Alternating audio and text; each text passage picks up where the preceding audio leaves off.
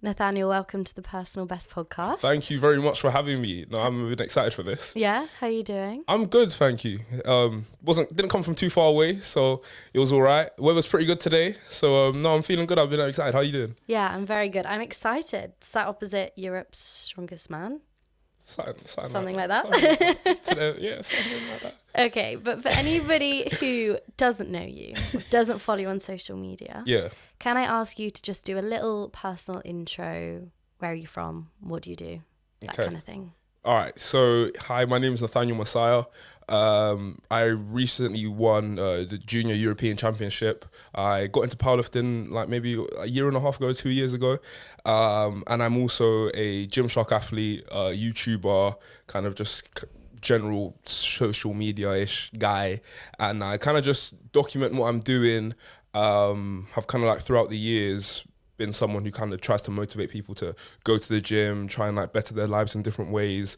And I'm just trying to take people on this journey. And I'm 21, by the way. I just turned 21. So. Yeah. I know. I didn't realize you were so young. Yeah, no one does. Is it how I look, or is it how like is it just the perception? I think and also you've achieved so much at 21 years old, Thanks. which is impressive in itself. Oh, thank you.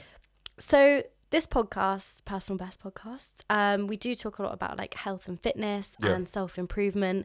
So I really want to get into your fitness journey and hear what advice and lessons you have to share with people. So can I start by asking you to take me back to the beginning of your fitness journey, because I saw a reel on Instagram that you posted showing your deadlift progress. You were deadlifting like 260 kilos at 16 years old. So, how did that all get started? How'd that come about? Yeah. I started the gym because of my dad. He was always into the gym. He was into bodybuilding, and he would have like the magazines because he was into it in like, I don't know, the 80s, 90s, that kind of era. So I remember like clearing out the loft with him and seeing those magazines when I was like 5 years old, and I just instantly gravitated towards I would go home. I remember coming home from school and just like looking at the magazines, like I just always liked it. And then obviously when I got a little bit older, say around 12 years, well, I'd say when I was 10, I got introduced to the fitness industry just off of YouTube. Obviously, like I just watched YouTube and maybe like a fitness video randomly came up. Around that time, it was guys like Rich Piana. I don't know if you heard of him. There were a few other guys on YouTube at that time. I was watching Zoella.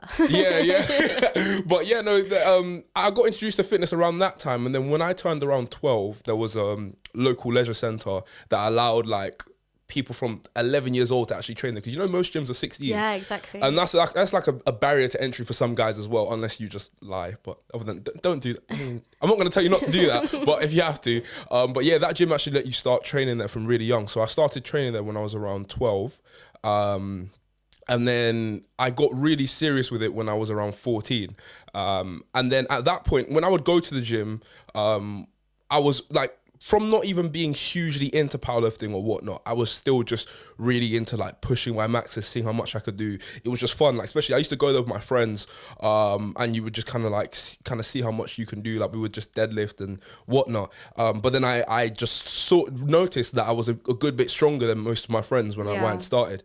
So then when I was 14, I think I could deadlift like 140 kilos or something when I was 14 and still like fairly skinny. And then throughout like obviously we'll get into like a bit more of my journey, but throughout my journey, a lot of the videos that would go quite viral were the ones of me deadlifting, because it was like how much I was lifting in comparison to like my age and whatnot. Yeah. So one of the first like big ones was like I did like 260 kilos at 16, and I would like every year right before my birthday go for a max, because then it's like max weight to impressiveness ratio. Do you know what I mean? Like my birthday is like end of October, so right in that October period, I would always go for like a big deadlift max. So like at 16, I hit 260 kilos. At 17, I hit 300 kilos, which was like a big milestone, like 300 kilo deadlift. That was a big one. At 18, I hit 320. And then 19 was the time when I was kind of like quite serious with it, but I'd gone to uni. So uni, the lifestyle was a little bit different from what it'd been like before. So I hit like 325 kilos, and then like beginning of this year, we'll get more into that, but I started taking powerlifting seriously. So then now just at the Junior European Championships, I did 342.5 kilos. And that was the heaviest deadlift at an international competition in my age and weight class this year by anyone. So. And how much do you weigh? I weigh 95 kilos. So I compete at 93 kilos, but I cut a little bit. Yeah. So to put that into perspective, you're basically deadlifting 3.6, yeah, 3.5. nearly 4 times your body not far weight. off. I need to get to that four times body weight deadlift. But That is yeah, insane. thank you. That the deadlift has always been my main like lift that because I'm like anatomically right. I've got like really long arms, right? So my range of motion is like this compared to someone else's who's got short arms like this. But then conversely, bench press has always been a bit more difficult for me. So I've had to work really hard to get that one up. So I would say like my content like naturally kind of gravitated towards powerlifting, but then it's only within the last couple of years that I've really taken it seriously. Yeah. And I would say since the beginning of this year is when I really started to take it seriously. Yeah, because I wanted to ask you about your social media journey as well, Yeah. and then we can kind of tie the two together. Yeah. So when did you start creating content for social media and sharing your fitness journey? So I started at 14 years old, but not sharing my fitness journey. That it was just more of a general channel. In fact, when I first started, my first video was a hair tutorial. On YouTube? Yes, on YouTube. Yeah, I did a hair tutorial. And do you know what? What's funny is like at that time, like I was actually kind of really happy with like, the videos I was putting out and whatnot. Like I was really enjoying the journey, and like you know, a lot of times when people start YouTube, right, the people like at their school or whatnot, like take the mick out of them. And Yeah, whatnot. I've heard that before. I actually did not get that. Like, and I think that played a big factor in my long-term success to an extent, because if I had people like making fun of me and whatnot, it might have been harder to kind of just keep going and keep pushing, especially for years. Like sometimes people find it hard to support something that's not already established. Like when you don't have a big channel, you don't have a lot of followers, that it makes it easier for people to kind of make fun of it because you're not established yet. Yeah. But at that point, no one really did that. So I think that was a big thing. But when it got towards the end of that year, that's when I like made I made fitness videos, but that was when I made one of my first fitness videos. And then it was kind of back and forth between kind of general videos and fitness videos and whatnot. And then it transitioned when I got to like around doing my GCSEs to like doing school and gym videos, which was like it's not an unheard of niche, but I would say at least in the UK, I was one of the people that kind of like popularized that kind of content. And I think it was like very relatable to a lot of people because I'm making content for guys in and around my age, and that's going to be their reality versus a influencer whose full-time job is just to go to the gym and whatnot. Yeah. Me, who's around the same age as them, and I was one of the only guys making content at that point around the same age. In fact, it was literally just me and Joe Fazer. Yeah, us two were the only ones really on YouTube at that point. So this is like 2019, and then the video that actually made me kind of blow up on YouTube was like a GCSE video. Like it was how I got all nines. Like I got like all top grades in my GCSEs and whatnot. Yeah, like the 9 is like the highest grade you can get. Yeah, so I got all 9s, right? And then that video blew up, and then because I'd had tons of fitness videos on my channel prior to that, they kind of started blowing up a bit, and then people kind of like realized that I kind of did some of the gym stuff, and then I kind of used that momentum to just carry it forward. Right. And then so that's like August 2019, and then by like September, October 2019, I was really starting to establish myself in the fitness industry, but more specifically having my own kind of niche, which was school plus gym content, which I think helped to set myself apart and made me more relatable to a lot of guys. Yeah. That's so interesting, because I wanted to ask you, why do you think people follow your content? Obviously, you've built quite a large following now across Instagram and YouTube. And I know you made that video showing how your followers have almost watched you grow up on YouTube. Yeah, that's been really cool. I guess part of it is the relatability aspect, but what else do you think draws people to your content specifically over other gym content creators? Yeah. I think where it is, obviously doing YouTube as opposed to other social medias, people get a much larger picture of like the person that you are because they're watching you for longer periods of time and you're showing more of your personality, right? Yeah. I think from that, people have seen that like whatever I do, I give 100% to. And I think that's quite motivating for a lot of people. So when it came to doing my GCSEs, I gave 100% to that. When it came to, lifting in the gym, I gave 100% to that. When it came to posting on social media, like I would say sixth form was like probably the most hard, like in terms of working time that I'd had, because, you're going to sixth form and then I was going to the gym, I was making fitness videos. I mean, we'll talk about it later, but I was sponsored by Gymshark at this point. So all in sixth form. So you're trying to juggle all of these things and whatnot. I think people seeing me doing that, it was like, well, if Nathaniel can juggle doing these like loads of things at the same time, then, maybe I can like do the things that I have going on in my life. Like, it's a kind of like motivation that way. And I think also, I think guys gravitate towards, I think I've always tried to be someone who people could look up to and maintain like a positive role model and whatnot. I try not to get into too much controversy. I try not to kind of get into things that are quite negative. And I think on that, people might see me as like a more positive role model, especially from like my demographic, like a guy coming from South London and whatnot. There's not a ton of like positive role models. So I think that might be one of them as well. But it's always interesting. It's always something that you actually would be cool to ask people when they meet you, and like, well, how do you get into my content and whatnot? And a lot of it was because that video I made on my Instagram of like people seeing me grow up, is that the cool thing is that a lot of people have actually started watching my content all the way from like and back then and seen the progression. And then I would say right now it's like I've really leaned heavily into this powerlifting stuff, and obviously just lifting crazy weights in and of itself is like, what's going on? Like, this is just crazy. So I'd say that might be what it is now. But over the course of the years, it's been quite a few different things. That's a good answer. And it's very humble of you as well, I think. So let's move on to the powerlifting stuff. Yeah. So how did you transition from a guy who's training in the gym, obviously enjoys pushing themselves, lifting heavy weights? How did you then get into powerlifting? So it happened when I went to university firsthand. I went to Loughborough, which is a very sporty uni. Yeah. And then at that point, I was obviously known as the guy that would like lifted tons of weights and whatnot. So Loughborough has a powerlifting team. So I signed up for the team, did the tryouts. I actually did the tryouts with James. James and Sam did those tryouts as well, actually. Both been on the podcast. That was actually a funny time, yeah. But so yeah, did that, and then I started doing powerlifting for Loughborough. So I did one competition to qualify me for British University Championships. When you're at uni, that's like the big competition that everyone's trying to get to and looking forward to. And then I did British University Championships, and there was like two guys that were like supposed to beat me. They were probably stronger than me, right? But one of them had a horrible day and whatnot, and I managed to get lucky, and I came second at that. And that was like a mega result, but weirdly enough, as well as that had gone, it made me not want to do powerlifting, because the pressure and how hard it was doing powerlifting with all of the expectation of having a big platform and doing YouTube and everything like that. It was just really hard. Did you almost like not want to be seen to fail? Yes. That's almost precisely what it was. Because as I mentioned about the guy that I managed to beat in order to come second, like, him, for example, when he'd had a bad day, right, and he just like didn't post about it, like kind of just fell off the face of the planet for a minute and then came back later. I could not do that. Yeah. Like, if I had a really bad day and I'd been making content all leading up to this competition and my followers have been waiting to see it, I'd have to just sit there and own it and take the like criticism from people.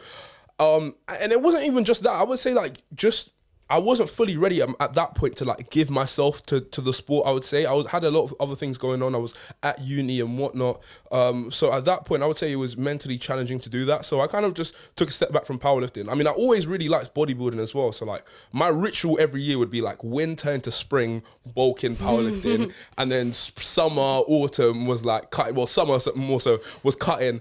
So then that year I did what I always did, like went on a big cut, like got nice and pretty shredded. Like that was the goal. And then it got to that point after when I dropped out of uni. So I dropped out of uni last year, and then I was almost like looking for like, what should I do? Because whilst being a content creator, you obviously you have things to do and whatnot. Going from balancing that with first sixth form, which was very, very intense, and then uni, which was still fairly intense, but not as intense. Going from doing both of those, balancing it, to just doing social media, I actually felt like I had time on my hands. So I was always thinking like, okay, what am I going to do? So then I went to an event in January, right? January of this year, and I met a guy who's now like one of my good friends called Joey. And he was like, when I'd gone to like these kind of, within the social media sphere, I was like the strongest guy basically, right? But this was the first time I like went to an event and there was a guy there that was stronger than me. Not only was he stronger than me, he was lighter than me as well. So the guys there were like kind of taking the piss out of me for it and whatnot. And then I was speaking to him and he was like, I was asking him what people in the powerlifting world kind of thought of me, and like they kind of just looked at me as like just like an influencer and like all that stuff, and that like really annoyed me. So literally the day after that, I messaged this guy who's now my coach called Owen. Right, he coached one of my friends. He's a really like good like established coach. And I just basically told him that I wanted to sign up with him and whatnot. Then we did a consultation call, and I was like to him, my reasoning was that I didn't want to get to like when I'm older and say I could have been one of the best powerlifters in the UK, but I just didn't, go fully at it. I wanted to kind of tick that box off and not like kind of live with that regret. Yeah. And I'd said that the goal for like 2024 was to like maybe do the internationals and whatnot, right? That was for 2024. So we started working and whatnot. We did a qualifier comp in March. That went pretty well. Then we did nationals. In order to qualify for international competitions, so world championships and Euros, you pretty much have to come top 2. Okay.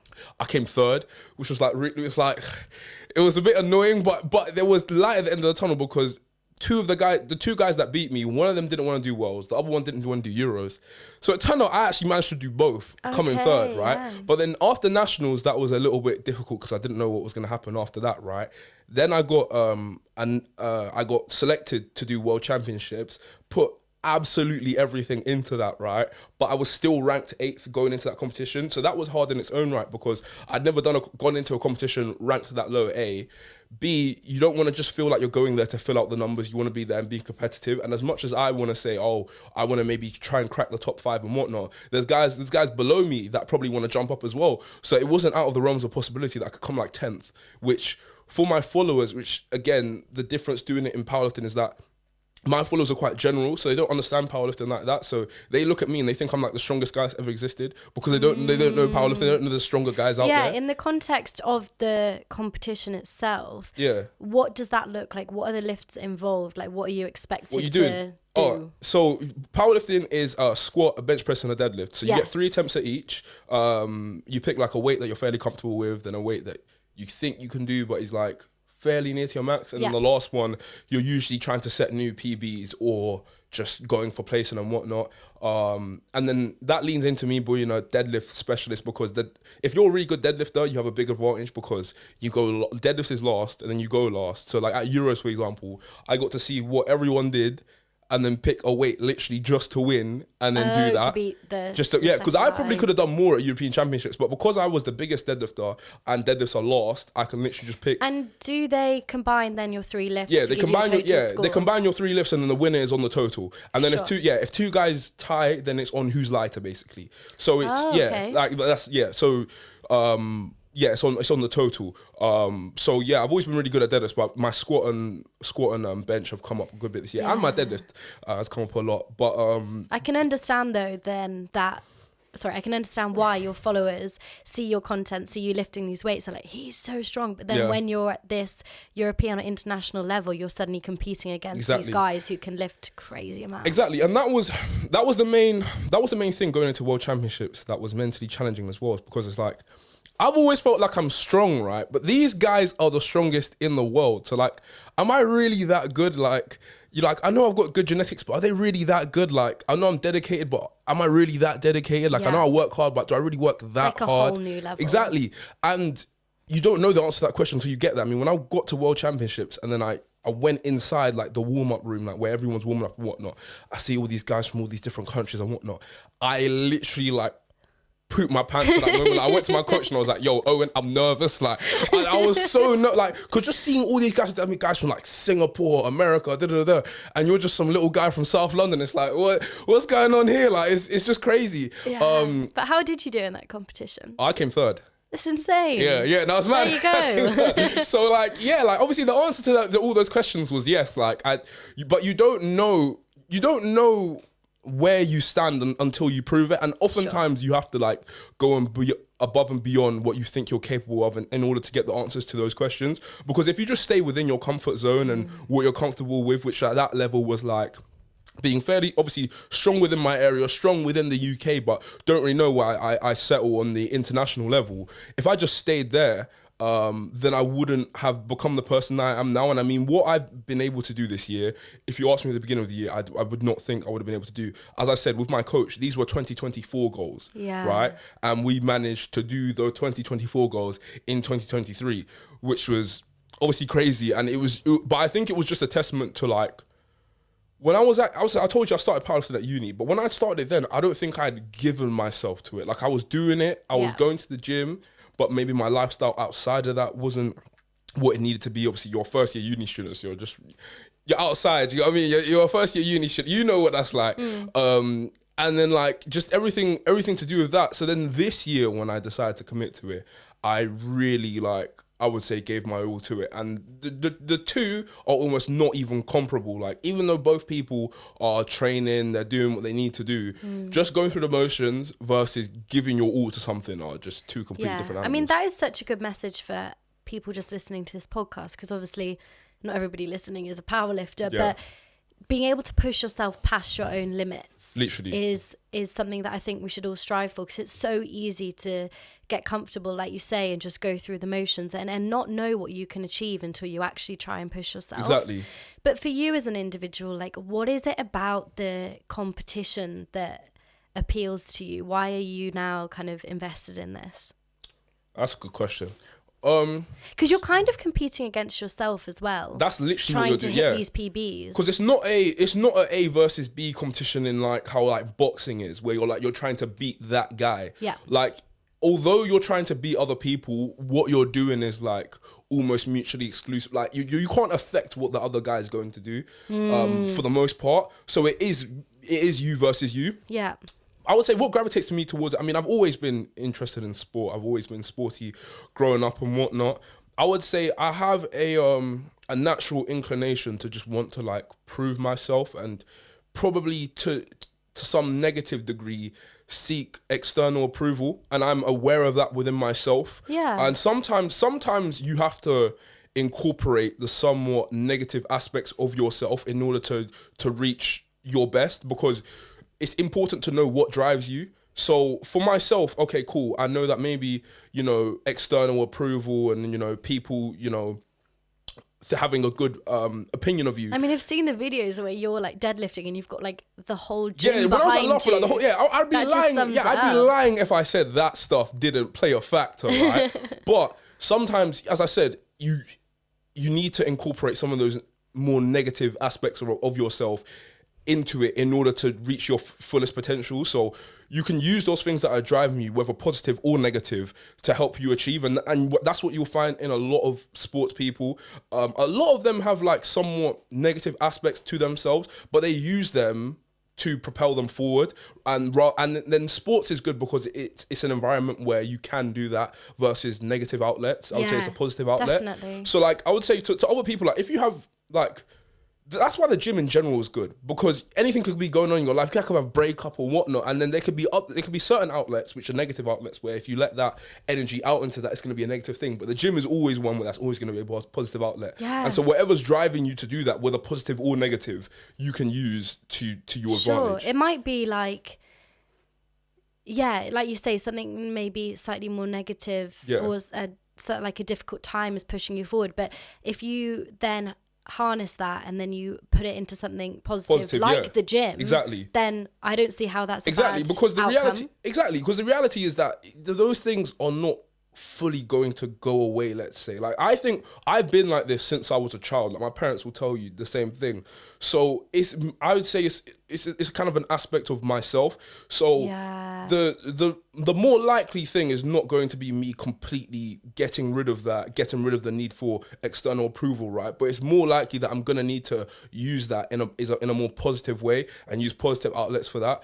And obviously this doesn't apply to everything. There are obviously some certain things that people deal with and whatnot that need to be addressed and need to be and whatnot. But in other circumstances, when you're talking specifically about what's driven me forward in powerlifting, I think it's been a bunch of things, but also a lot of things that I think were present in me before, but powerlifting has allowed me to kind of exactly. I heard a guy explain it as, so like with energy, you can't eliminate it. It has to go somewhere. Exactly. And he said the same thing about pain. Yeah. That you can't just like make it disappear. So you can either allow it to like eat you up and bottle it up and like not have an outlet for it, or you can then put it into something and allow that to make you stronger. Exactly. That's what I think you'll find in a lot of people who make it to a top level in any sport. Yeah. It's not always positive, happy feelings that are pushing you forward. Not always. Like, it's great when they are, of course. Like, you wanna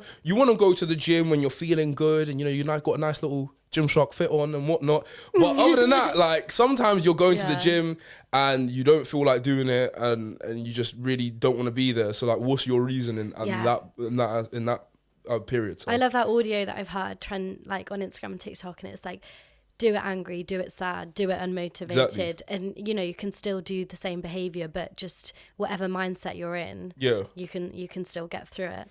I wanted to really get into your mindset around training and powerlifting, because I can't even begin to imagine how dedicated you have to be to compete in a sport like powerlifting. But for you, what keeps you motivated, you know, on the days where you don't feel like training but you know that you're like working towards a goal? What's your source of motivation? Well, it's changed at different periods in time. Right now, it's when I'm in the gym, I'm literally just telling myself that next year I want to be world champion. Like that's literally it. Like that's what I tell myself throughout the whole time I'm there. But then at other points when you don't have that necessary, like that clear goal in mind, it needs to be something other than motivation. I mean, people talk about this all the time, like discipline over motivation and whatnot. But when something is a habit, like that you've been doing since you've been young, like I've been doing this since I was like 12, 13, 14, and now I'm like 21. So this is like 8-9 years doing this.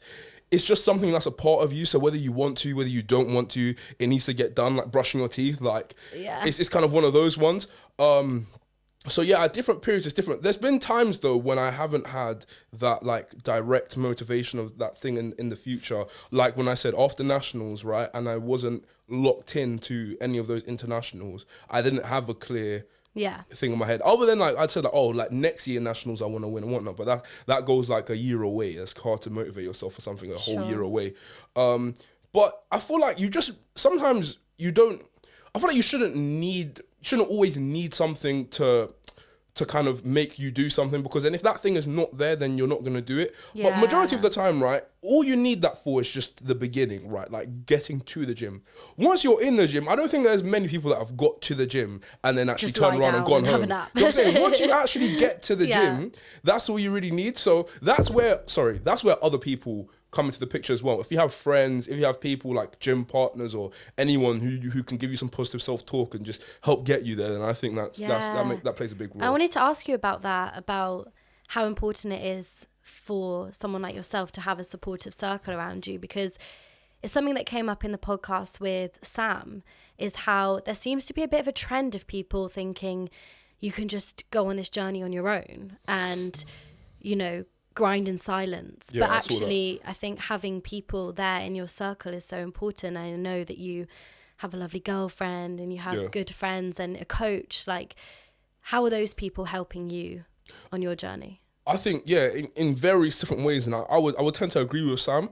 Like, even a few months ago, right, like, I was obviously continuing to do what I'm doing on social media and whatnot. But then I was speaking to James and he was like kind of telling me that he almost thought I could do more and whatnot. And then after that conversation, I like wrote down some ideas I had for social media and whatnot. And I've actually grown tons since that conversation. And like, if not for that conversation, I might not have like grown as much as I had now. So I think sometimes, not sometimes, like your friends and family and people around you are important because they help you see things that you can't see. Like none of us are perfect. None of us like see everything and have all the answers to everything. And thinking that you do is actually one of the negative things, because you can't always trust yourself in the sense that you're not going to have the answer to everything. You're not going to have like all the an answer to get out of anything. But I think your friends and people around you, the people that you trust and you know are always going to have your back, are going to be people that you can turn to in those periods, and also people to help keep you accountable, because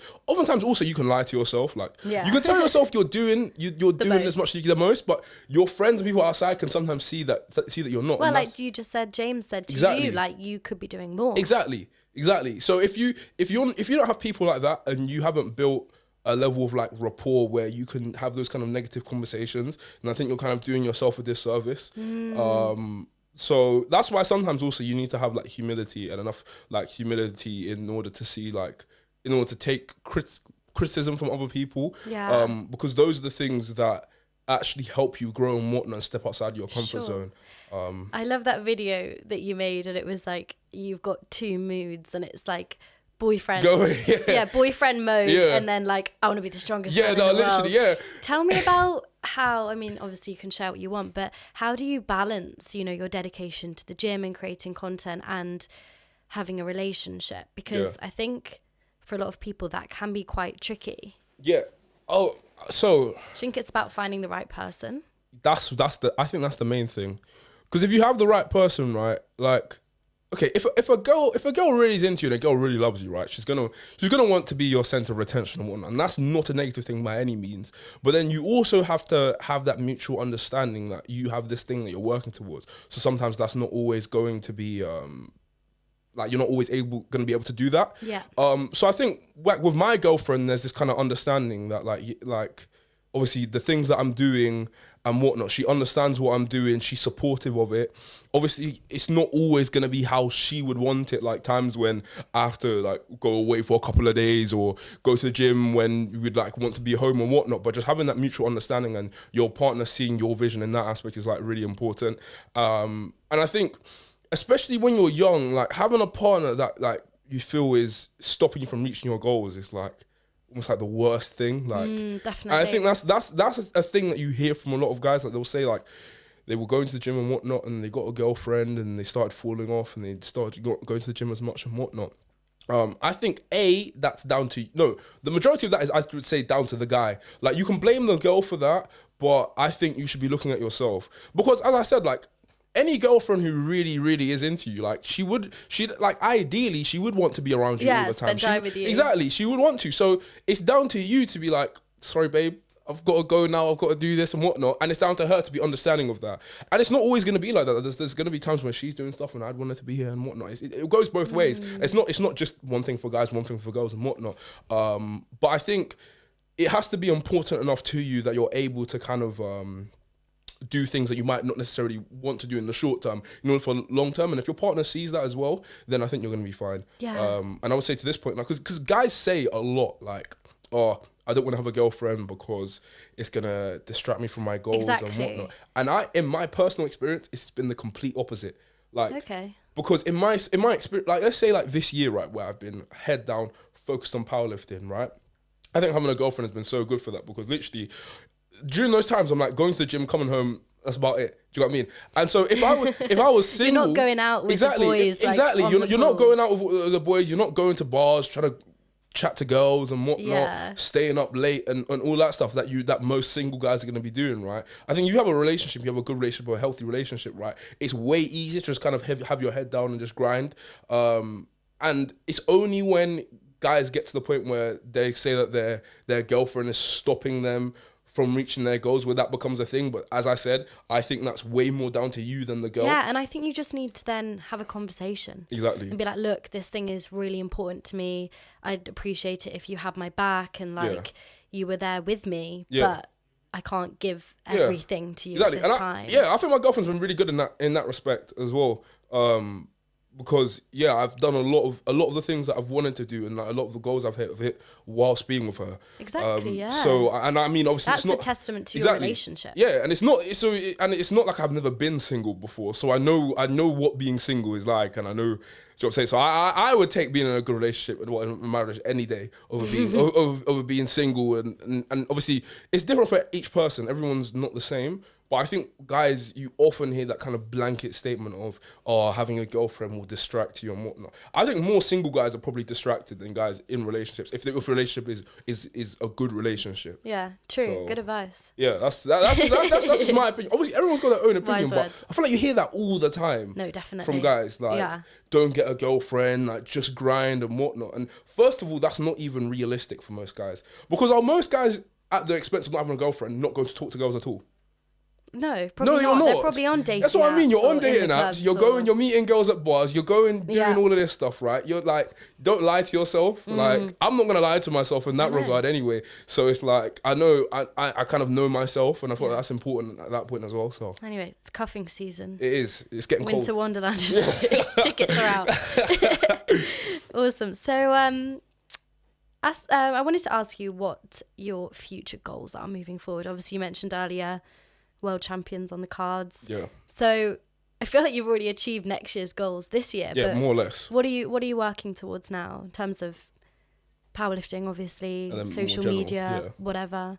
So powerlifting, I obviously want to be. So first of all, actually, I need to take off national champion. I've won European championships and I haven't won national champions yet as well. It doesn't help that the guy who won world championships this year is from the UK also, so I had to go against him at nationals last year. And then the guy who came second to me at Euros is also from the UK. So it's like, well, luckily the guy that won world championships is not a junior anymore. So we thank God for that. I've only got the guy who I just recently beat to worry about. But other than that, like, yeah, win national championship, win world championship, maybe if I win, you know, because I've already won Euros, right? I don't know if I'll do it again next year, but winning the treble would be very nice. Mm-hmm. And then outside of powerlifting, you know, obviously get slightly more consistent on YouTube, because I've been doing YouTube for a while now, and I would say in this last year, although YouTube has gone well at points, it's been harder. I would say it's been harder to kind of figure out what kind of content I was making. Yeah. Because in the last year was the first year where I wasn't at university and whatnot, or at school, so a lot of my content revolved around things like that. So then now coming out of that, this has been my first year where I've just kind of been figuring out what I'm doing. But now going into this next year, I think I want to get a little bit more consistent on YouTube, keep doing what I'm kind of doing on Instagram and whatnot. And then there's a few other things I'm planning to do, which are going to be quite exciting. But yeah, I'm not going to talk about it right now. But yeah, there's a few other things that I'm trying to do. And into next year as well, like each year I try to just keep my mind open to opportunities, because a lot of things tend to happen that you don't necessarily plan for. So as long as you're ready for them and you have an open mind, I feel like if you keep doing what you're doing, things are gonna come. And that's kind of been what it's been up to this point. I've always kind of continued to do what I'm doing, and then things just come about, and yeah.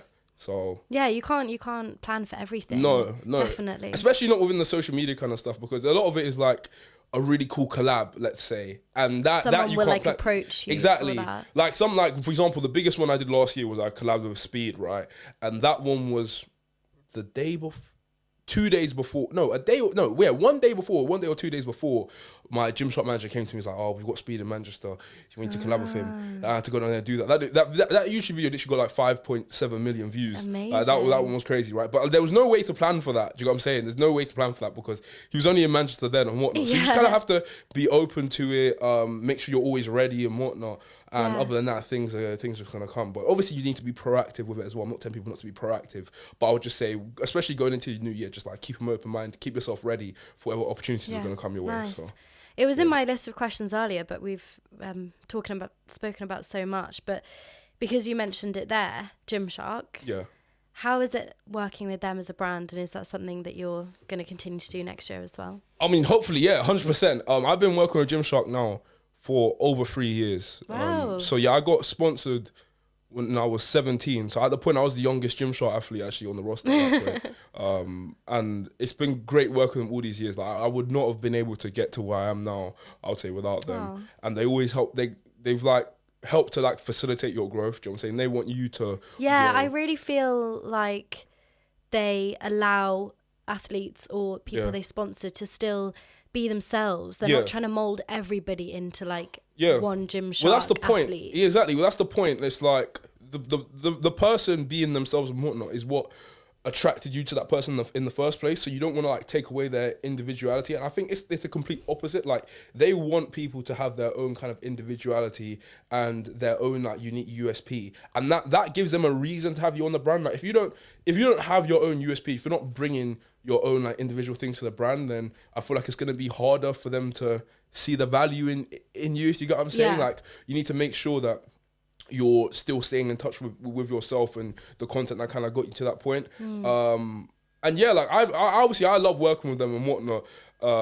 It's been a good, like this year in particular has been a really good year because it's been like one of the first years that we've been fully out of lockdown. We're doing a lot of events and whatnot now. So we had the Lift Manchester event. There was an event in LA and whatnot. So this year has been a really good year. So going forward into next year as well, I was trying to like do some more like collaborative stuff as well. I'm not gonna talk about what we're doing, but I think they want me to be like slightly more like proactive now, which is cool. Like being with them for this long. Before it was just like them bringing opportunities to me, but now it's like I'm trying to bring What stuff do to you wanna them. do? Exactly. Yeah, of course. So that's cool now. But yeah, I love working with them, and then obviously like I've got like a bunch of my friends on the brand as well, like James, Sam, Will, like those guys. So yeah, it's pretty cool. But yeah, I've really enjoyed it. I love it. Amazing. Yeah.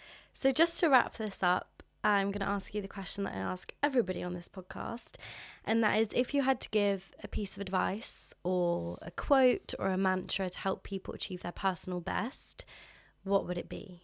So yeah, I would just say this year for me has just been a testament to you never know unless you try. And a lot of people stop themselves from trying things with the fear of failure. But as I say, if you never try, you never find out. So stopping yourself from trying different things and trying to go beyond what you think that you're capable of is really just doing yourself a disservice, because then you will look back and then you don't know what you could have achieved. But at least if you go for it, even if you don't succeed, like even if I hadn't become, third in the world this year, European champion, right? Even just me going for it had proved to myself that I'm able to, work towards these things. And then if I don't do it, then maybe next year, do you know what I'm saying? So yeah, like I would say this year for me has just literally been broadening my horizon and just trying things that I didn't think I was going to be able to do. But if you give your all to something and you like kind of try to lose yourself in it, then you're going to, at the very least, prove to yourself that you're able to do that, and then at the best you're going to succeed. So yeah. That's a great message. Oh, thank Couldn't you. have said it better myself. Thank you, I appreciate that. I've really enjoyed this podcast. I think you asked very good questions, so I think it was easy. Yeah, I think the thing I love about it is obviously I've followed you online, I've seen your content, seen your face in Gymshark, whatever, but I don't know much about you. Yeah. And even people who've watched you on YouTube for years, they still don't know everything. No, and so it's really nice to just be able to sit down and selfishly, I get to ask the questions I want to, but hopefully like people listening will then take some stuff away. No, there's definitely been things I think you've asked me today that I think I've wanted to say, so it's now giving me like a platform to say it. So amazing. Oh yeah, thank you for having me on here. You're so welcome. So where can people go if they want to find you online or check out what you're doing? Okay, cool. So YouTube, Nathaniel Massiah, Instagram, Nathaniel Massiah, TikTok, Nathaniel Massiah 1, Nathaniel Massiah was taken. Can I have that name, please? But other than that, it's just pretty much the same name and everything. And yeah, I would say right now I post quite a lot of, like, I would say the most on Instagram. Yeah. It's probably where it's easiest to find me. But yeah, I've been a main YouTube guy for the whole time, so I can't lose touch with my roots. But yeah. Gymshark code? Oh, code Nate, 10% off. Okay. We got a Black Friday coming up as well. So if you want to get an extra 10% off on the discounts, code Nate. I'll be using that. Thank you very much. Thank you very much. I really appreciate that. Amazing. Thank you. Oh, thank you. Appreciate that. Thanks. All good.